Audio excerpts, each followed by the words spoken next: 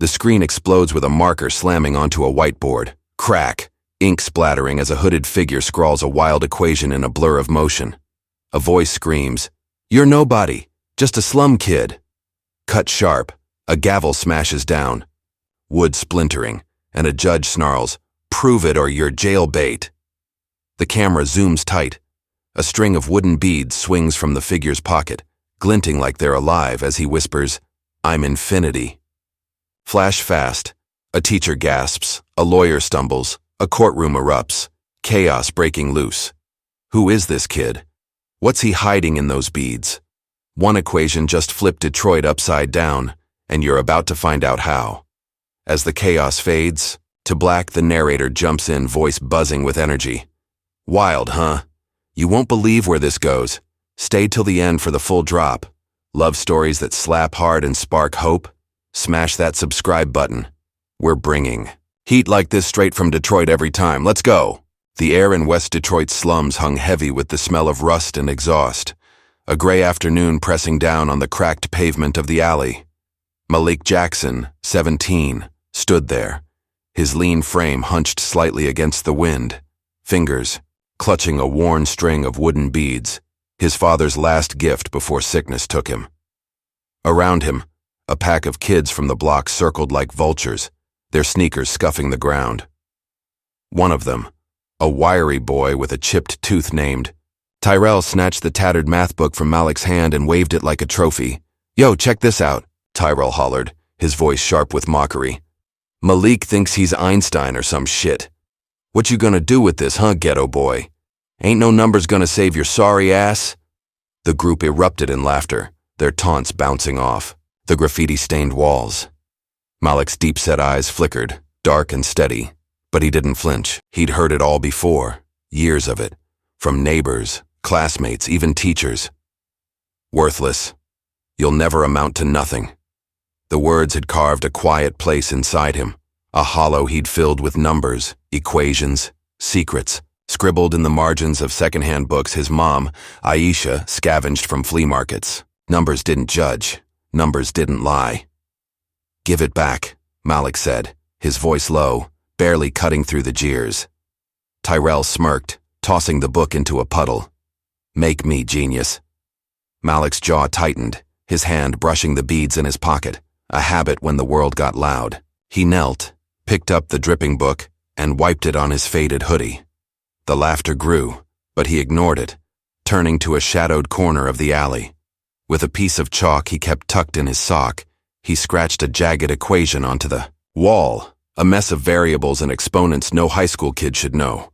His hand moved fast, precise, the chalk screeching against concrete. 30 seconds later, he stepped back, the answer circled in a sharp, clean X. Silence fell.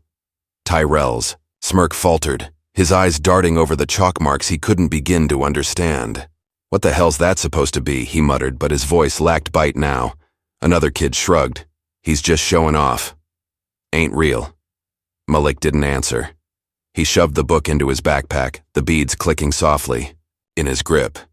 "Y'all wouldn't get it," he said under his breath, turning away. The taunt started up again, weaker this time, as he trudged toward the sagging apartment building he called home. Inside, the place smelled of damp plaster and yesterday's fried chicken. The single bulb overhead flickered, casting jagged shadows across the peeling linoleum.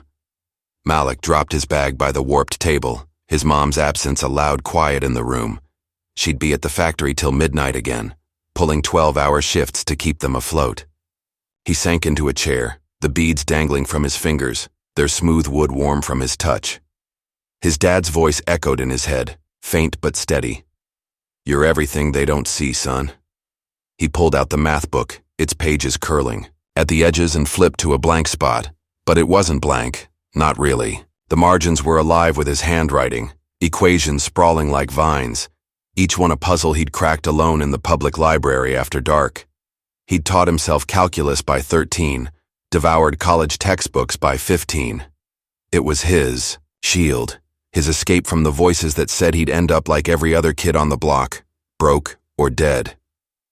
The phone rang, shrill against the stillness. Malik grabbed it, his mom's tired voice crackling through. Malik, you okay? Don't cause no trouble at school tomorrow, hear me? I can't handle more stress. I won't, Mom, he said, his tone soft but firm. She sighed, the sound heavy with love and exhaustion. Good, I'll see you late. He hung up, staring at the beads in his palm. Trouble wasn't his plan, not yet. But school tomorrow meant facing Evelyn Pierce, the math teacher who looked at him like he was dirt under her shoe. He opened his notebook, a beat-up spiral thing he'd carried for years, and traced the lines of an old equation. His lips moved silently. They see me as zero, but I'll show 'em I'm infinity.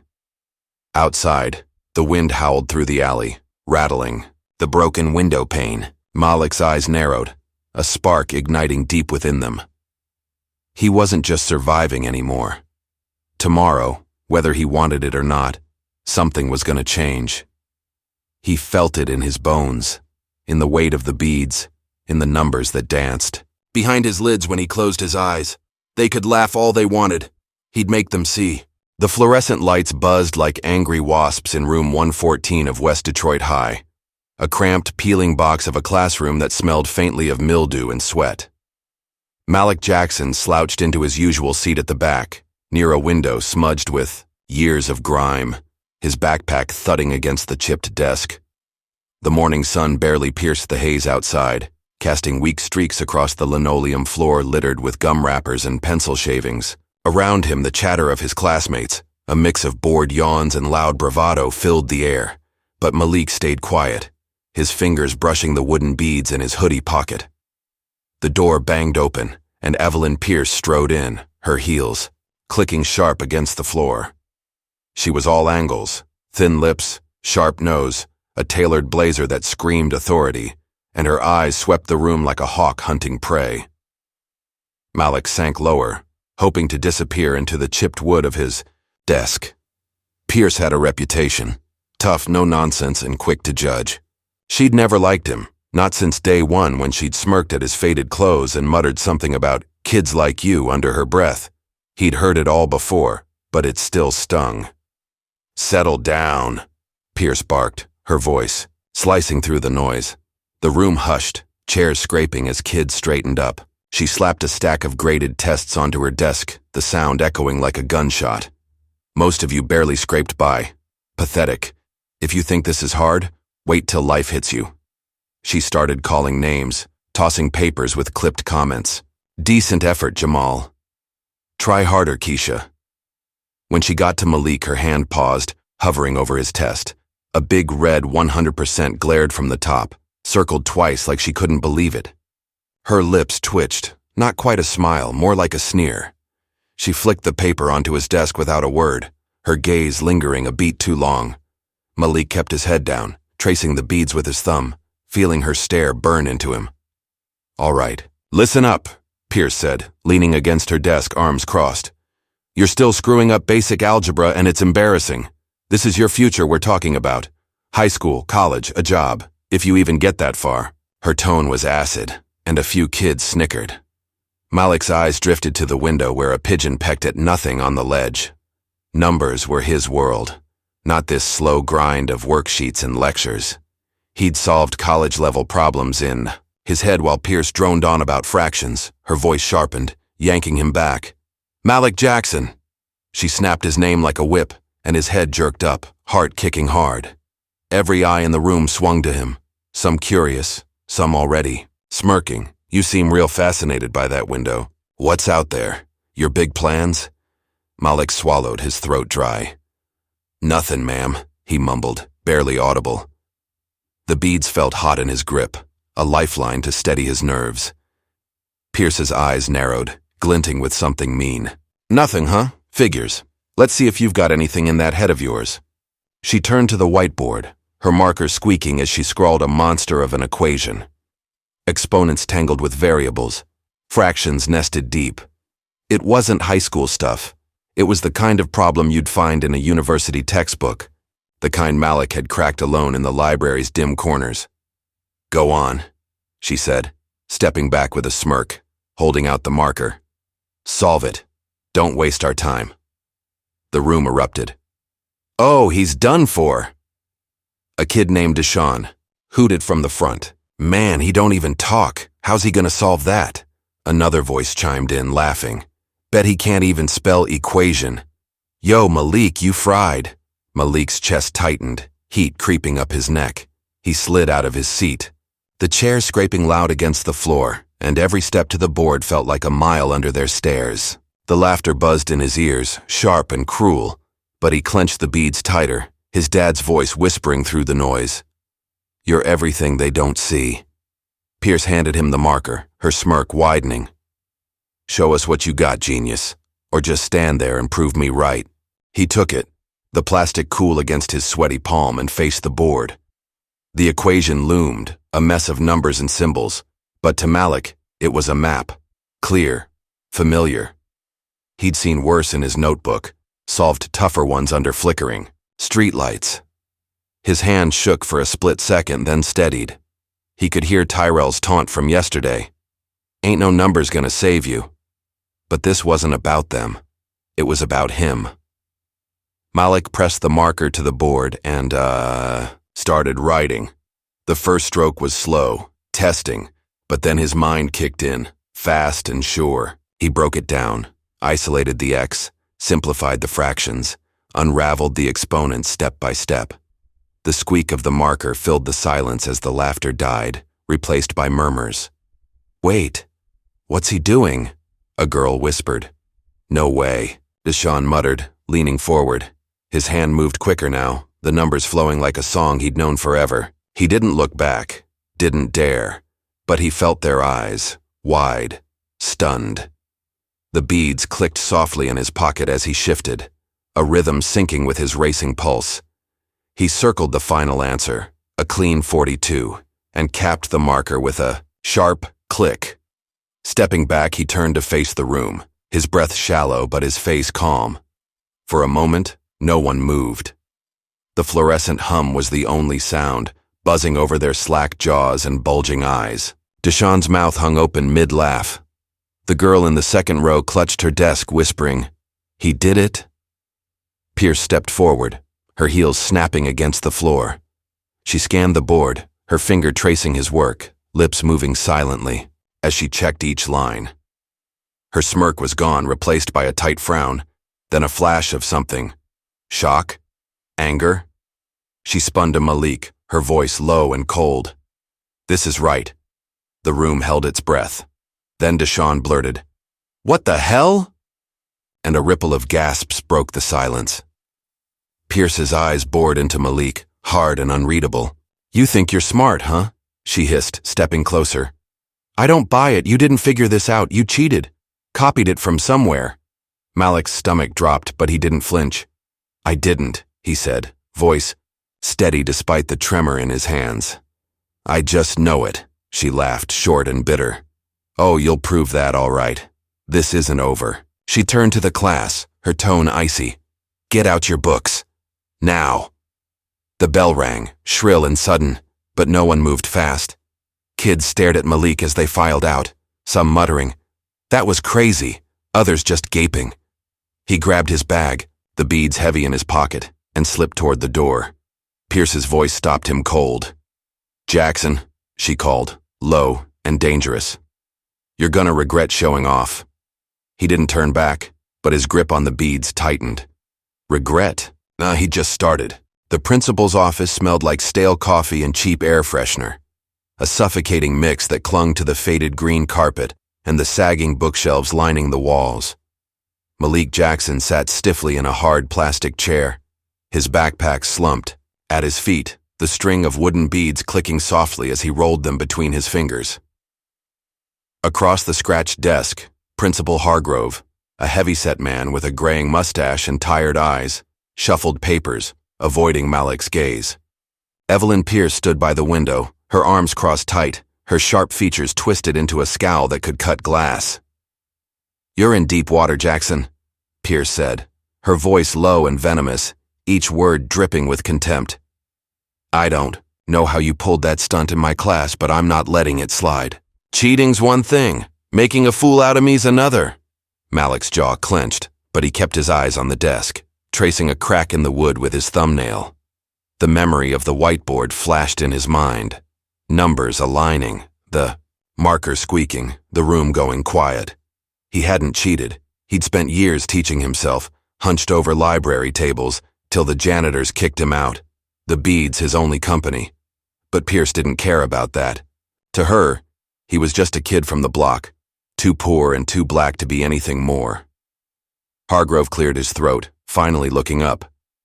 Mrs. Pierce says you couldn't have solved that equation legit.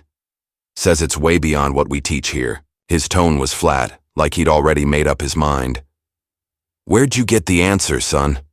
I figured it out, Malik said, his voice steady but quiet, the beads warm in his grip. I've been studying on my own. Library books, online. Stuff. It's not cheating, it's just me. Pierce laughed, a harsh barking sound that bounced off the walls. You? Studying on your own? She stepped closer, her shadow falling over him. You grew up in the damn slums, Jackson. Don't play me like I'm stupid. You copied that. From somewhere. Admit it. Malik's chest burned, but he didn't look up. He could hear his dad's voice faint through the years. You're everything they don't see. He wanted to yell, to shove his notebook in her face. Hundreds of pages of equations he'd cracked alone. But what was the point? She'd already decided who he was. Hargrove sighed, rubbing his temples. Look, Malik, we can't prove you cheated. But Mrs. Pierce is pushing this hard. She wants it taken to court. Says it's about integrity, disrespect, the whole deal. I don't like it, but my hands are tied. Court? Malik's head snapped up, his heart slamming against his ribs. For what? Solving a problem? For lying, Pierce snapped, her eyes glinting. For thinking you can waltz in and mock me in front of my class. You're not getting away with this. The room spun for a second, the air too thick to breathe. Court. A judge, lawyers, a whole system stacked against him. Just a 17-year-old with no money, no fancy words to fight back. He gripped the beads tighter, the edges digging into his palm. Hargrove muttered something about paperwork and stepped out, leaving Malik alone with Pierce's stare. You're done, Jackson, she said, leaning in close enough that he could smell her floral perfume, sharp and bitter. You think you're special? You're nothing, and I'm gonna prove it. The door clicked shut behind her as she stormed out, her heels echoing down the hall. Malik sat there, the silence pressing in, his breath ragged. He pulled the beads out, holding them up to the dim light filtering through the blinds. They gleamed faintly, a lifeline in the chaos. They see me as zero, he thought. But I'll show 'em infinity. The apartment was dark when Malik got home, the single bulb flickering like it was on its last legs. He dropped his bag by the door, the thud loud in the empty space. Aisha wasn't back yet, another late shift at the factory, and the stillness felt heavier than usual. He sank onto the couch, its springs creaking under him, and pulled his notebook from his bag. The pages rustled as he flipped through them, each one a testament to nights he'd spent fighting to understand, to rise above the noise of the block. The front door creaked open, and Aisha shuffled in, her factory uniform wrinkled, her face carved with exhaustion. She froze when she saw him, her eyes narrowing at the tension in his hunched shoulders. Malik, what's wrong? He didn't want to tell her, didn't want to add to the weight she carried, but the words spilled out anyway. School's a mess, Mom. My teacher, Pierce, she thinks I cheated on this math thing. Says I can't know what I know 'cause of where I'm from. They're taking it to court. Aisha's bag hit the floor with a dull thump. She crossed the room in 2 steps and pulled him into a hug, her arms trembling. Court? Her voice broke, tears wetting his hoodie. Baby, you don't need to do this. They'll crush you. They always do. Just let it go. Malik shook his head, pulling back to meet her eyes. I can't, Mom. If I let it go, they win. They'll keep saying, I'm nothing, that we're nothing. I gotta fight. For you, for the kids out there, for me. She cupped his face, her hands rough from years of work, her gaze soft but fierce. You're my whole world, Malik. Always have been. But this... She trailed off, fear shadowing her words. I know, he said, his voice firm despite the knot in his throat. But I've got this. I've been fighting my whole life, just not out loud till now. Aisha nodded, slow and reluctant, wiping her eyes with her sleeve. "Okay, but you're not alone in this, you hear me?" he managed. A small smile, the first all day. "I hear you." Later, Malik sat at the kitchen table, the notebook open under the flickering light. The equation from class stared back at him, but his mind was on Pierce's threat. Court. He'd never been in trouble, never even skipped a day, and now this. His fingers brushed the beads, their rhythm steadying his racing thoughts. He flipped to a fresh page and started writing, not just numbers, but a plan. He'd show them, not with fists or shouts, but with what he knew. The mailbox clattered outside, and Malik flinched. He crossed the room, peering through the cracked blinds, and saw a white envelope sticking out.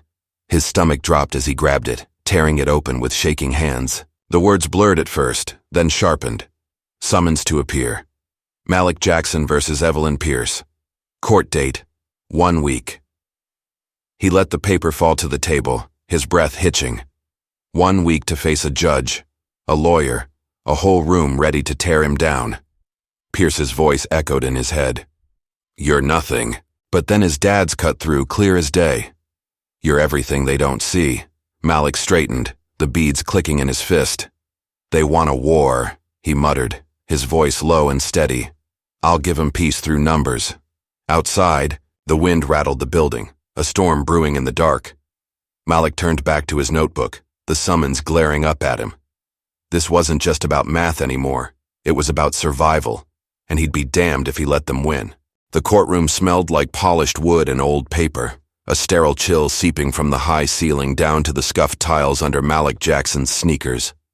He sat at the defendant's table, alone, his hands clasped tight around the string of wooden beads in his lap.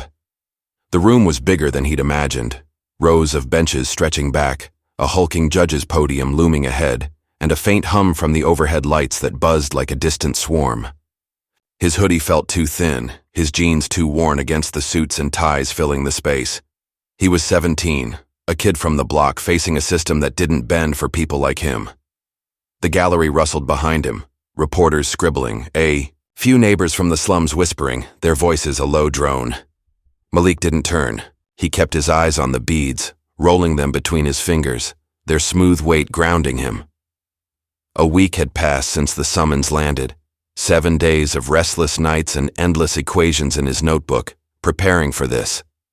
He'd told Aisha he'd be fine, but her worried eyes at breakfast, red-rimmed from crying, still burned in his mind. "All rise!" The bailiff's voice boomed, snapping Malik upright. The room stood as Judge Harold Grayson swept in, his black robe billowing like a storm cloud. He was older, 60-something, with a face carved from granite, stern brows, a tight mouth, and eyes that flickered with something hard when they landed on Malik. He sat, the gavel cracking once, and the room settled. "Case of Pierce versus Jackson," Grayson said, his voice deep and gravelly, cutting through the hush. "Let's get this over with." Evelyn Pierce sat at the plaintiff's table, her blazer crisp, her posture rigid. Beside her, Victor Slade, her lawyer, adjusted his tie. A slick, sharp-dressed man with a smirk that said he'd already won. Slade stood first, his polished shoes clicking as he approached the podium. "Your Honor," Slade began, his tone smooth as oil. "This case is simple. My client, Mrs. Pierce, a respected educator, was publicly humiliated by this boy." He gestured at Malik like he was a stray dog, who claims to have solved a complex equation beyond his grade level. "We allege he cheated, stole the answer, and disrespected her authority. He's a liar, plain and simple." Malik's stomach twisted, but he kept his face blank. The beads clicked softly, a rhythm against Slade's words. Grayson leaned forward, his gaze pinning Malik like a spotlight.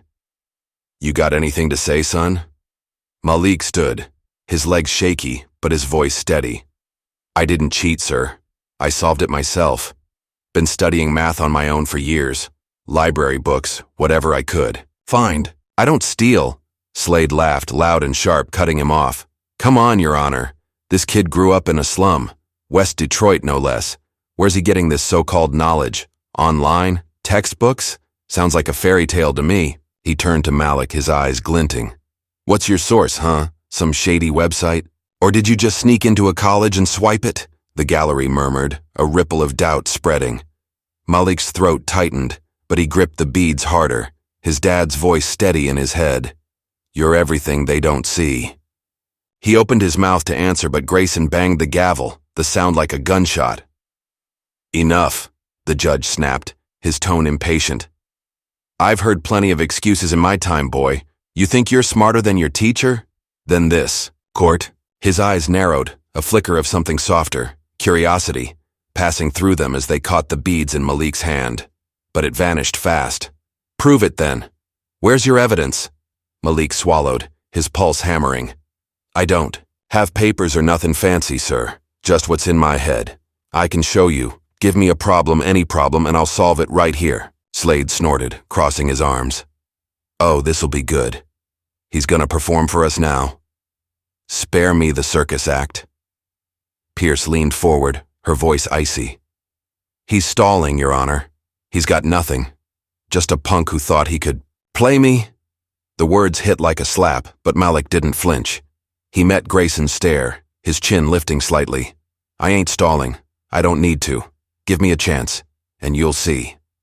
Grayson's brow furrowed, his fingers tapping. The gavel. The room held its breath, the air thick with tension. For a moment he looked like he might shut it down, send Malik packing. Then his eyes flicked to the beads again, lingering, and he sighed. A heavy, reluctant sound. Fine. One shot. Mrs. Pierce, write something up.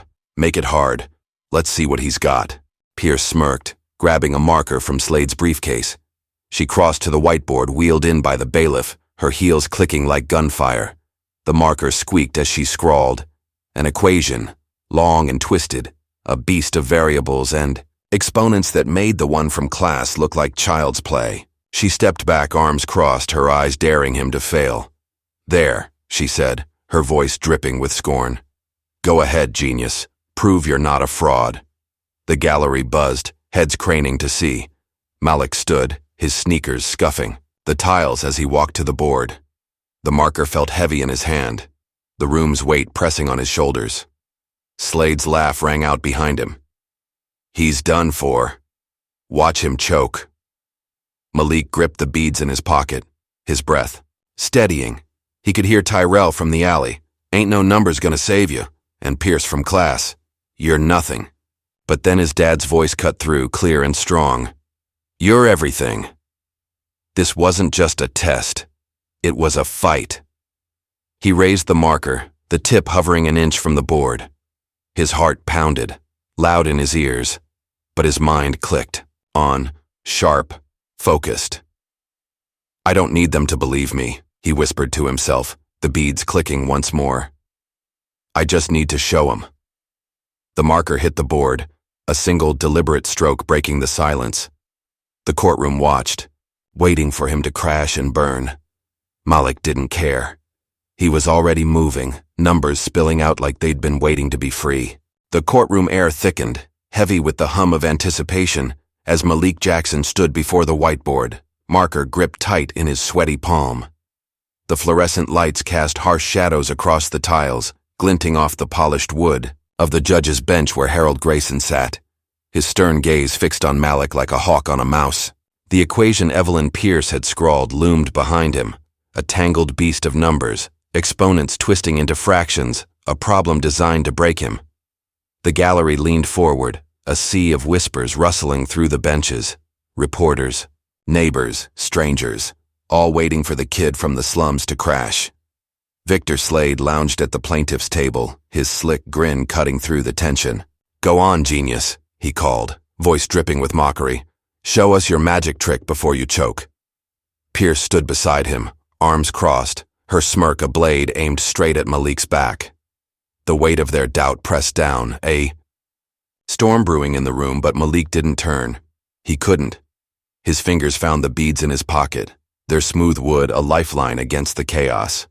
You're wasting our time, Pierce snapped, her heels clicking as she paced a step. Closer. You can't do this. Just admit it and save us the embarrassment.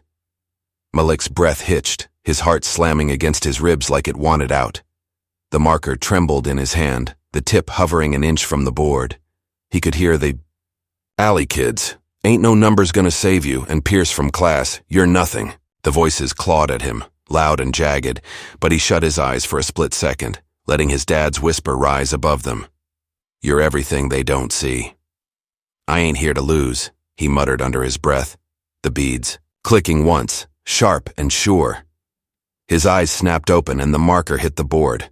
The first stroke was slow, deliberate, cutting through the silence like a knife. The room stilled, the whispers dying as Malik's hand moved. Tentative at first, then faster. He broke the equation down, piece by piece, his mind racing ahead of his fingers. Variables untangled, exponents fell into place, fractions smoothed out under his steady scratches. The squeak of the marker filled the air, a rhythm syncing with his pulse, drowning out the gallery's hum. Slade's grin faltered, his eyes narrowing as the board filled with neat, precise steps. Pierce stepped forward, her smirk fading, replaced by a tight frown. "What's he doing?" a reporter hissed from the back, pencil scratching furiously. Malik didn't hear it. He was in the zone now, numbers flowing like water, a language he'd spoken since he was a kid hiding from the world in library stacks. His hand sped up, the marker flying across the board. He isolated an X here, canceled a term there. Each, move sharper, surer. Sweat beaded on his forehead, dripping down his temple, but he didn't stop. The beads clicked in his pocket as he shifted his weight, a beat keeping him steady. He could feel their stares, Grayson's, Slade's, Pierce's, burning into him, but it didn't matter. This wasn't about them. It was about the truth. Halfway through, Pierce barked, "He's guessing! Look at him! He doesn't know what he's doing!" Her voice cracked, a hint of panic creeping in. Slade jumped up, pointing. "Your Honor, this is a sham. He's just scribbling nonsense." Grayson raised a hand, silencing them, his eyes locked on Malik's work. "Let him finish," he said, his tone gruff but tinged with something new. Curiosity, maybe doubt. The gavel rested in his grip, untouched, as he leaned forward, squinting at the board. Malik didn't flinch. He was close now, the end in sight. His hand shook once, then steadied as he simplified the last fraction, the numbers snapping into place like a lock clicking open. He paused, double-checking in his head, every step, every line, then wrote the final answer. 73. A clean, bold 73 circled with a quick flick of his wrist. He capped the marker with a sharp click and stepped back, his chest heaving, his hoodie damp with sweat. The room froze. No one breathed. The whiteboard stood behind him, a battlefield of ink and logic, every step laid bare, clear, perfect, undeniable. Malik turned facing them all, his deep-set eyes steady despite the tremor in his legs. The beads felt hot in his pocket, a quiet victory pulsing through them. Grayson leaned closer, his finger tracing the lines on a notepad where he'd scribbled along. His brow furrowed, then smoothed, his lips parting slightly. Slade stammered, That can't be right." He lunged forward, snatching a calculator, from his briefcase punching keys with frantic taps. Pierce grabbed his arm, her voice rising. "Check it again. He's wrong. I know he is." The gallery erupted. Gasps, murmurs, a few claps breaking through. "He did it?" a woman whispered. "No way," a man muttered, shaking his head. Malik stood still, his breath slowing, watching them unravel. Grayson banged the gavel, the crack splitting the noise. "Quiet!" he roared, his eyes darting from the board to Malik. He tapped his pen against the pad, then looked up, his face unreadable. "I checked it myself. It's correct." Slade's calculator clattered to the table, his face paling. "That's impossible," he sputtered, but the numbers on the screen glared back. 73. Pierce froze, her hands balling into fists, her lips trembling. "No," she whispered, barely audible. "He couldn't." Malik met Grayson's stare, his chin lifting just a fraction. "Told you," he said, voice low but firm. "I don't cheat." The judge's eyes flicked to the beads dangling from Malik's hand, a shadow crossing his face, something softer, fleeting. Then it hardened again. "One problem doesn't prove a damn thing," he said, leaning back. "You've got no evidence. No books, no notes. You're still on thin ice, boy. Slade seized the moment, his smirk creeping back. Exactly, Your Honor. He's a fluke. Lucky guess. Nothing more. He's still a liar. Pierce nodded, her voice steadier now. He's playing us all. I won't stand for it. Malik's stomach dropped, but he didn't waver. The beads clicked as he squeezed them, his dad's words ringing louder. You're everything. He took a step forward, his sneakers scuffing the floor. I've got more than guesses, he said, his tone cutting through their noise. I've got proof, years of it. You want to see? Give me one more shot. The room hushed again, all eyes on Grayson. The judge's fingers tightened around the gavel, his jaw working as he stared at Malik. The air crackled, a storm ready to break. One more, he said finally, his voice a low growl. But you'd better make it good. Malik nodded, the bead steady in his grip. He wasn't done yet, not by a long shot. The courtroom pulsed with raw electricity. The air so thick Malik Jackson could taste it, sharp, metallic, buzzing against his skin. He stood by the whiteboard, the marker still hot in his grip, the echo of his last triumph, 73, hanging like a live wire. Judge Harold Grayson towered at the bench, his gavel a loaded gun, his stone-cold stare drilling into Malik. The gallery buzzed behind him, a restless swarm, reporters scribbling, neighbors gaping, strangers leaning in, caught in the whirlwind of what he'd just done. Evelyn Pierce glared from the plaintiff's table, her fists balled tight, while Victor Slade paced beside her, his slick smirk crumbling into a snarl. One more shot, Grayson growled, his voice a low rumble that shook the room. You say you've got proof, boy? Show it. Blow us away or you're toast. Malik nodded, his sneakers scraping the tiles as he turned back to the board. His heart slammed against his ribs, a wild beat he could feel in his throat. But his fingers found the beads in his pocket, smooth, alive, humming with something bigger than memory. He'd shut their mouths once, but they still didn't buy it. Slade's jab, fluke, lucky guess, cut deep, a blade he'd dull with truth. He wasn't guessing, he was fighting. Pierce snatched the marker from Slade's briefcase, her, heels stabbing the floor like nails. Fine, she hissed, her voice cracking with rage. You want another? Here's one no punk from the slums could touch. She attacked the board, the marker squealing. A beast of nested polynomials, logarithms snaking through square roots, a nightmare designed to bury him alive. She stepped back, her smirk a razor's edge. Prove it, genius. Fall on your face.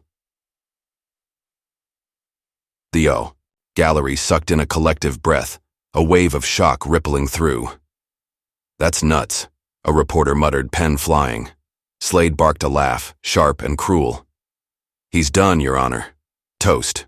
Watch him burn. Malik stared at the equation, his pulse roaring. It was a monster, tougher than anything he'd cracked even in the library's deepest stacks. Doubt flickered, what if I can't? But he crushed it, gripping the beads hard. They clicked, a rhythm he'd known since he was a kid, stringing them to trace patterns in his head, turning chaos into order before he'd ever heard of calculus. His dad's voice surged through. You're everything they don't see. He whispered, I'm infinity. And the marker hit the board. The first stroke slashed the silence, bold and fierce, the squeak a war cry. Malik's mind ignited, tearing the problem apart, slow at first, then blazing.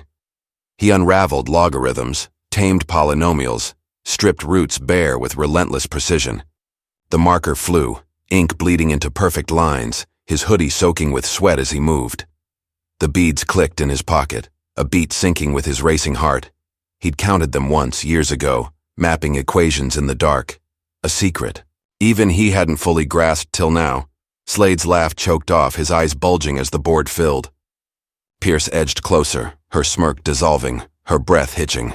He's cracking it, a woman in the gallery gasped, her voice trembling. Malik didn't hear. He was deep in the numbers, a world he owned, where their doubts couldn't reach. He hit the finish line, circling 19 with a quick, hard slash. The marker snapped shut with a click, and he spun around, chest heaving, facing them head on. The whiteboard loomed, a battlefield of logic, every step flawless, a testament carved in ink. The room locked up, air gone, silence screaming. Grayson leaned in, his pen chasing Malik's work on his notepad, his stern face twitching, disbelief cracking into something else. Slade fumbled his calculator, keys clacking in a panic, but the screen flashed 19, and he dropped it, the thud ringing out. "No way," he stammered, voice breaking. That's impossible." Pierce shook her head, her whisper ragged. "He couldn't." She grabbed Slade's arm, nails biting, then stopped cold. Her eyes flicked to the textbook on the table, her textbook, her shield. She'd built her world on it, on kids like Malik being less. Her hands shook, a crack splintering through her. "I was wrong," she said, louder, her voice fracturing. As she turned away, shoulders caving, not just beaten, but broken open. Malik stepped up, his sneakers loud in the hush. "You don't need to check," he said, his tone slicing through. "It's right, and I've got more." He yanked his notebook from his bag, worn, pages curling, a lifetime of equations spilling out. He thrust it forward, the beads swinging free. "This is me, years of it. Every night I fought to know more. Those beads, I strung them to see the patterns before I had paper. I didn't cheat. I built this." The gallery erupted. Shouts. Claps. A tidal wave of noise. Grayson snatched the notebook, flipping through, his eyes tracing the chaos of numbers Malik had tamed. His jaw tightened, a memory flickering. Too many kids he'd judged, dismissed, locked away. He'd seen the beads, thought them nothing, but now... "I misjudged you," he said, softer, almost to himself, a crack in his granite shell. His gavel hovered, then rested gently on the bench. No bang, just truth. "I've seen enough." The doors slammed open, cutting him off. Daniel Carter strode in, tall, gray-haired, tweed jacket flapping, his voice steady as steel. "Your Honor, I'm Daniel Carter, University of Michigan. I'm here for Malik Jackson." The room jolted, all eyes swinging. Malik's jaw dropped, his heart skipping. "Carter?" The emails. 2 years back. A kid's questions, a professor's answers. But this? Carter dropped his briefcase, pulling out printed emails. "Malik hit me up at 15. Questions that blew my grad students away. He's a genius, no question." He faced Pierce, calm but cutting. "That equation? Perfect. But your book's wrong. Page 87, problem 14. Exponents off." He saw it. "You didn't." Pierce's face drained, her textbook slipping from her grip to the floor. "That's not," she breathed, then stopped, staring at the pages like they'd betrayed her. Slade sank into his chair, mute, hands over his face. The gallery roared, cheers, flashes, chaos breaking free. Grayson's eyes lingered on the beads, a shadow softening, his glare, regret, maybe awe. "Case dismissed," he said, his voice firm but human, the gavel resting still. "Malik Jackson's clear." The room exploded, claps thundering, voices chanting. Malik stood tall, the beads blazing in his fist, pride searing through him. Carter clapped his shoulder. "You're the real deal, kid." Malik nodded, throat tight. The beads told his story. Pain, fight, infinity. He wasn't zero. He was everything, and they all saw it now.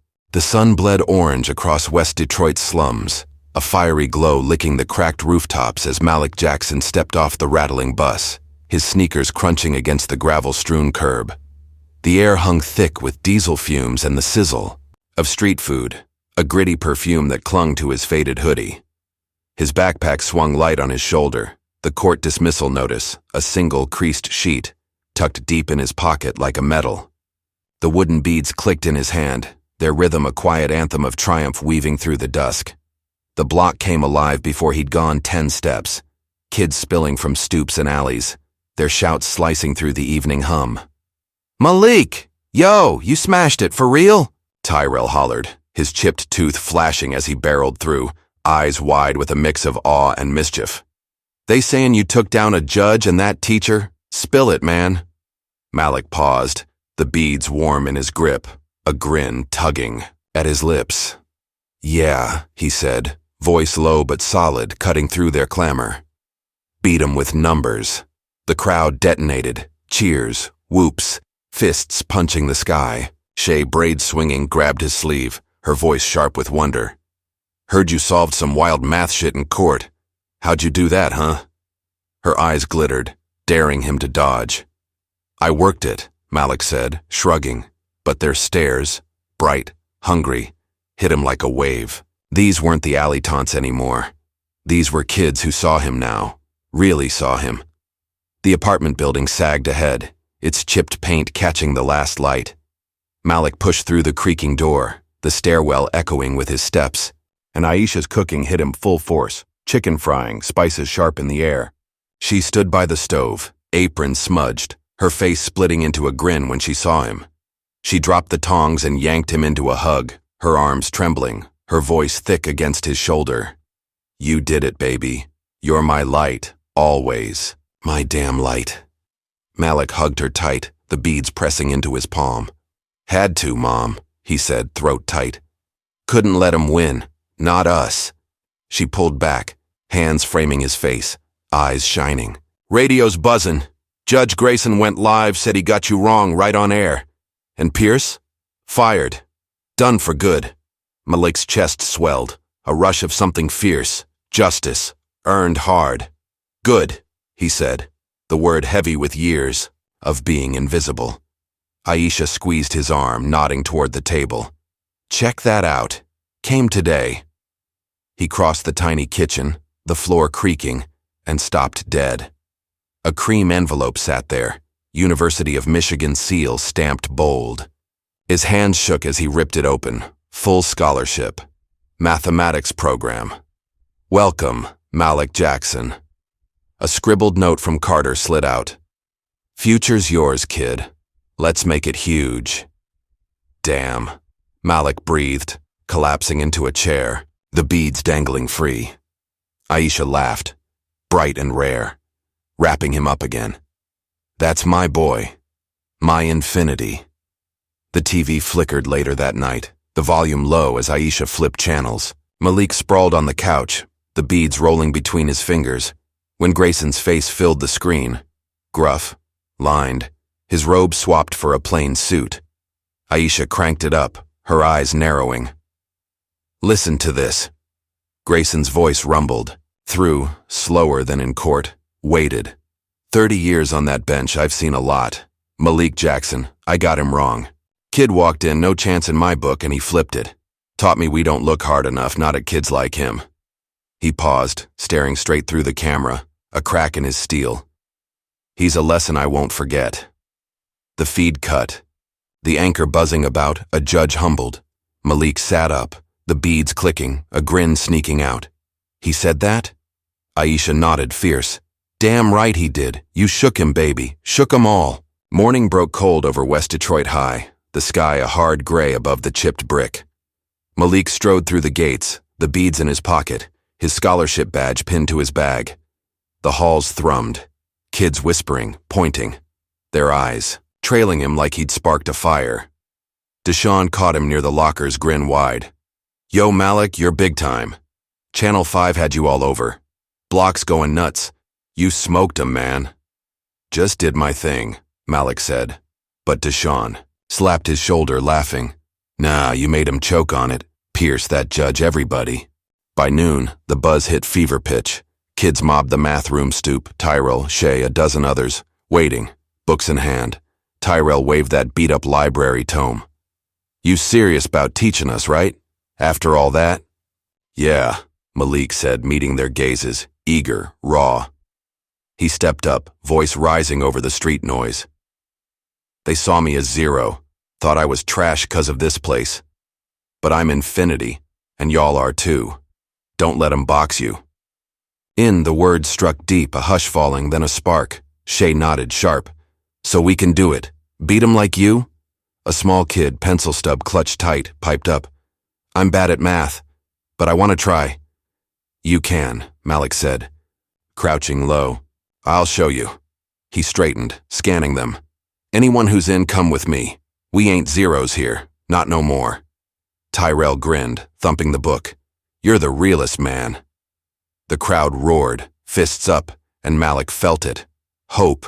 Catching, spreading fast. That afternoon the room packed tight, Shay scribbling, the kid with the pencil beaming as numbers clicked. Malik stood at the board, marker flying, breaking it down clean and simple. Start here, he said, voice steady. Build it up. You got this. Laughter broke out, Tyrell joking. You're a wizard, bro. And the air lit up, alive, with fight. Evening draped the slums in purple, the streetlights flickering on as Malik hit the block. A Channel 5 van rolled up, a reporter leaping out, mic thrust forward. Malik Jackson, you flipped a courtroom and won. What's it mean? To you? He shifted, the beads glinting. Means I got heard, he said, raw and true. For my mom, for these streets, we're more than they see. The story aired that night. Malik's face, the beads, kids with books flashing across screens. Phones rang wild, Aisha laughing, neighbors shouting through the walls. Down the Assau block. Tyrell and Shay sat with a crew, flipping pages, their voices sharp with new hunger. Malik leaned on the stoop, the beads in his hand, Aisha beside him. You're changing it, she said, her arm around him. Them kids, they're looking up 'cause of you. He nodded, watching the glow spread. Didn't just do it for me, he said, quiet but fierce. Did it for us, all of us. The slums shimmered, a fire kindling in the dark. Malik gripped the beads, his dad's gift, his spark. Grayson's words echoed, but it was the kid's eyes that stayed with him, zeros turning infinite, just like he had. The kitchen table sat bathed in the jittery glow of a single bulb, its light dancing across the scratched wood in Malik Jackson's cramped apartment. The cool Detroit night pressed against the cracked window, sneaking in a chill that mingled, with the sweet lingering scent of Aisha's cornbread cooling on the counter. Malik hunched over the table, his University of Michigan scholarship letter spread flat, its edges worn from his touch. Beside it, the wooden beads gleamed, dark, smooth, a silent partner in every battle he'd won. Outside, the slums buzzed, kids hollering, a car engine coughing, alive with a pulse he'd ignited. Aisha shuffled in, her factory uniform swapped for a soft sweatshirt, her hands pinning a frame to the wall, a court dismissal notice, crisp and proud. She stepped back, grinning through misty eyes. First one up there, she said, her voice warm. Gonna need a bigger wall soon, baby. Malik glanced up, the beads clicking in his palm, a smile tugging his lips. Yeah, Mom, he said, steady and sure. Just getting started. The words hit different now, tangible, carved from grit. She sank beside him, her hand finding his. Always knew you had it, she said, her tone thick. Even back when you barely talked, just you and them books, that fire in your eyes. Your daddy's up there bragging on you, I bet. Malik's grin widened, the beads warm against his skin. He's why I didn't quit, he said, voice low. Every time they called me nothing, he said I was everything. Aisha squeezed, tight, her eyes shining. And you are. Infinity, like you told him. Don't let that go. Morning sliced through West Detroit High, the sky a cold steel over the chipped brick. Malik strode in, beads in his pocket, scholarship badge glinting on his bag. The halls roared, kids pointing, whispering, their stares trailing him like he'd lit a fuse. Deshaun nabbed him by the lockers, grin splitting wide. Yo, Malik, you're everywhere. Channel 5's looping you. Block's losing it. You smoked that courtroom, bro. Just did my thing, Malik said. But Deshaun's laugh boomed, his hand slapping Malik's shoulder. Nah, man, you made him choke. Pierce that judge, all of them. By lunch, the math room stoop swarmed. Tyrell, Shay, a dozen others clutching books, waiting. Tyrell waved that battered library tome. You still down to teach us, right? After all that? Yeah, Malik said, locking eyes with them. Raw, ready. They saw me as zero, but I'm infinity, and y'all are too. Let's prove it. That afternoon, the room packed tight, Shay scribbling, a small kid beaming as numbers clicked. Malik worked the board, marker flying, his voice cutting clean. Start simple, he said. Build it up. You got this. Tyrell cracked. Wizard. Man! And the laughter sparked, the air electric with fight. Weeks later, Malik hit the University of Michigan campus, fall leaves crunching under his sneakers, the air sharp and crisp. Red brick buildings loomed, tall, arched, a world apart from the slums' sagging concrete. His badge shone, the beads a quiet hum in his pocket. Daniel Carter met him at the math building, tweed jacket flapping, grin wide. Ready to shake. It up? Carter asked, clapping his back. Been ready, Malik said, firm. The lecture hall swallowed him. Rows of seats, a gleaming whiteboard, students eyeing him curious. Carter's intro boomed. Malik Jackson, youngest full-ride scholar. And the room clapped sharp and real. Malik grabbed the marker, writing a beast of an equation from memory, solving it fast, the squeak a song. The class roared, louder, hooked. After, Carter pulled him aside, eyes glinting. You're not just here to learn, you're here to lead. Competitions, research, sky's yours. What do you think? Malik's chest tightened, the beads clicking. I'm in, he said, a fire catching. This was his shot, bigger than he'd dreamed.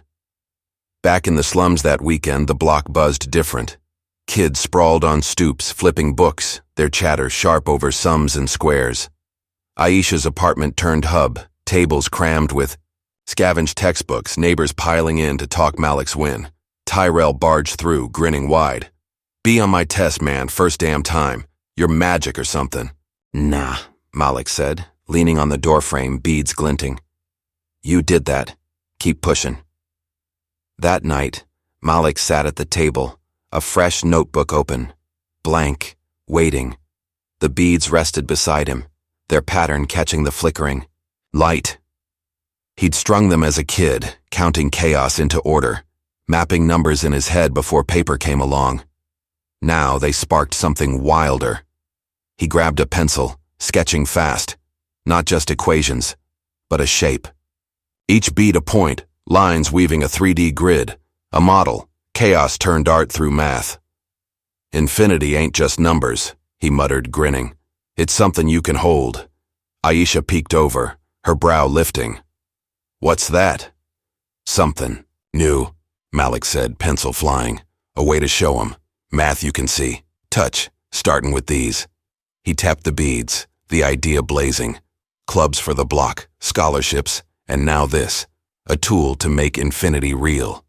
Next day he hauled it to Carter, rough sketches, beads looped into a prototype grid. Carter's jaw dropped, his laugh sharp. You're not just solving, you're building worlds, kid. This could change how we teach it. Competitions, exhibits, hell, the works. Malik nodded, the beads clicking. Let's make it big, he said, voice steady, the fire roaring now. The news kept rolling. Malik's story spread past Detroit, headlines screaming, slum kid to genius builder. Reporters dubbed him a spark, hope for the unseen, and offers flooded. Tutoring gigs, talks, a shot to scale his grid idea. Aisha watched, her smile wide. You're burning bright, baby, she said one night, her voice soft. Everywhere. Sat at the table, sketching, grids, plans, dreams spilling out. The beads glowed beside him, no longer just a kid string, but a blueprint for something massive. I ain't scared no more, he whispered, pencil pausing. Not of being seen, not of nothing. Outside, the slums shimmered under the streetlights, alive with chatter. A kid bolted by, waving a book, yelling, Malik showed me. Aisha stepped out, arm around him, and they watched, the block shifting, rising, a wave from one fight. Malik gripped the beads, his dad's voice clear. You're everything. He smiled, wide and real. Infinity wasn't just a beginning. It was a world he'd build, bead by bead for every zero out there to hold. Malik gripped the beads, his dad's voice clear. You're everything. He smiled, wide and real. Infinity wasn't just a beginning. It was a world he'd build, bead by bead, for every zero out there to hold. The screen fades from Malik's glowing slums to the narrator's voice, buzzing with excitement. So, what do you think? Could you feel the heat of that comeback? Malik took on the world with nothing but his brain and those beads. Crazy, right? Drop a comment below and tell us what's your infinity. That one thing you'd fight for when everyone else counts you out? We're reading every single one. Let's hear your story. The tone shifts, warm and inviting. And hey, if this hit you in the feels or got your adrenaline pumping, stick with us. Hit that subscribe button and ring the bell. We're bringing more real-life fire like this every week. From Detroit streets to your screen, we're all about stories that prove the underdog's got teeth. Join the crew. You won't want to miss what's next. The narrator softens, genuine and upbeat. Big shout out to every one of you for riding this wave with us today. Watching Malik flip the script, it's why we do this. Thanks for being here, for vibing with the journey. Catch you in the next one. Stay infinite, fam.